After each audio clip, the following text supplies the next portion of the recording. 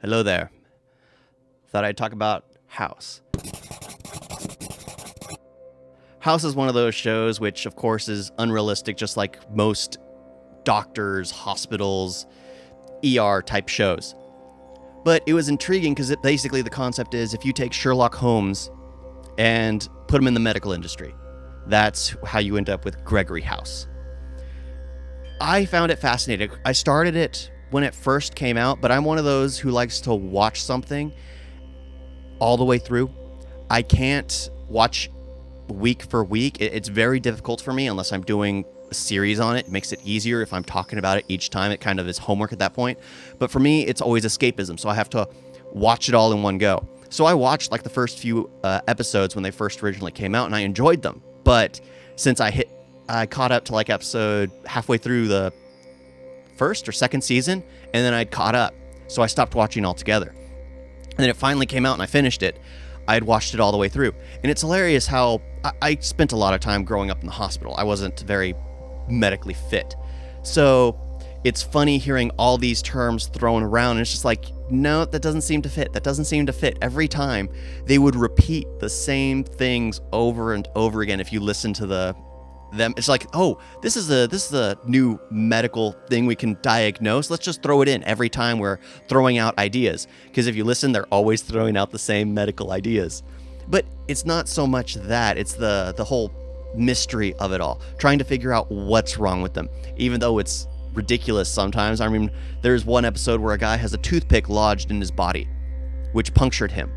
But if you think about it, if anyone's ever chewed on a toothpick, you know that it grows soft. Why? Because it's absorbing water. It would never puncture you because by the time you're swallowing it, it's already very, very soft. There are a lot of little things that are just like, okay, I can see, but it's humorous, but it's like every other story. It's the journey.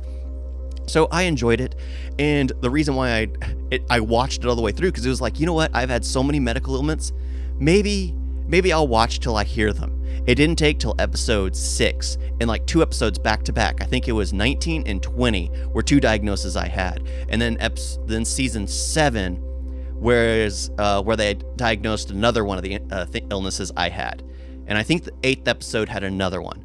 I can't remember, but yeah, it was funny to watch because you could tell, like for me being medically ill, I could tell they were getting close to someone who had the same illness as me, because in the rotation of them spitballing illnesses, it would pop up. So it'd be like, okay, they're gonna get close to getting to someone that had one of my ailments.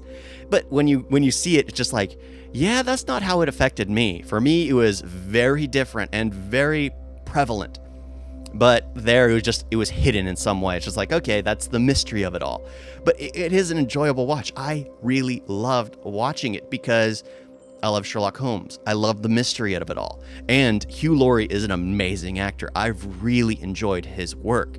I wish he could do more. I mean, his cameo in Friends is one of the funniest things I've seen because, yeah, let's face it, you were on a break. It sounds like you were on a break. So he really needs more work because he's just an amazing actor. He is great at playing the grumpy role as well as the mad scientist role, Dr. Cockroach. Yeah, but it's just it's one of those team dynamics, and that kind of Dr. John Watson, who's basically his Dr. John Watson would be Wilson in House. His best friend, the one who keeps him anchored, the one who is more emotionally grounded. Yet, for some reason, his best friend is like the most arrogant, the most angry person imaginable. What is it called? That relationship always seems to work in those, because it's entertaining to watch.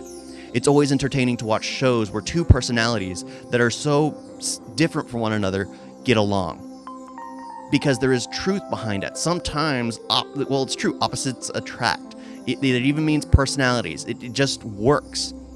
No matter what, there's always a Dom and there's always a whatever the other term is. I don't know. So, and it's fascinating to watch because his best friend, you can tell when they have fights and he's lost his only friend that he is hurt. It's like the only time you ever see House hurt.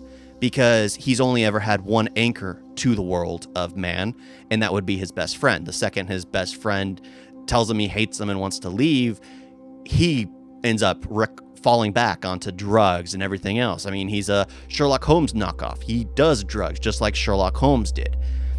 Yeah, so it's really worth a watch if you've never seen it. Watch it for the entertainment. Watch it for the mystery of it all. Watch it for Hugh Laurie, great actor. I mean, I think it's on Amazon. If you have an Amazon account, you have access to House. So, yeah, I think that's all I'm going to say about this one. I really love House. Hugh Laurie's an amazing actor. And it's got a big head right next to me. Didn't realize that. Thought I saw it. All right. Thank you all for watching. See you next time. Toodles.